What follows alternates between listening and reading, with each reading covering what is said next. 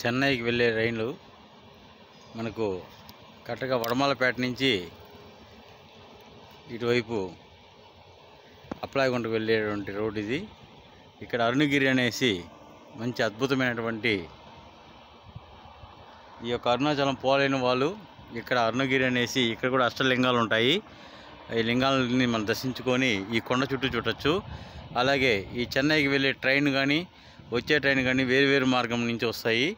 ఇక్కడ సుందరంగా ఉన్నటువంటి సరోవరం, అద్భుతమైనటువంటి చెరువు, అలాగే ఇక్కడ మీరు చూడొచ్చు నైరుతి లింగము, వాయులింగము, అగ్నిలింగము, ఇలా చెప్పుకుంటూ వెళ్తే ఇక్కడ శివపార్వతులు కూడా మనకు అటువైపు తూర్పు వైపున ఉన్నారు. ఇటువైపు మంచి ఆహ్లాదకరమైనటువంటి కొండలు, కోణలు, సలయేర్లు, ఇలా అద్భుతంగా మంచి ఆహ్లాదకరంగా ఈ అరుణగిరిని ప్రదక్షిణ చేస్తున్నాము. ఇక్కడ వరుణలింగం అనేది కూడా ఉన్నారు. ఇలా అష్టలింగాలతో ఈ యొక్క అరుణగిరి వెలిసింది.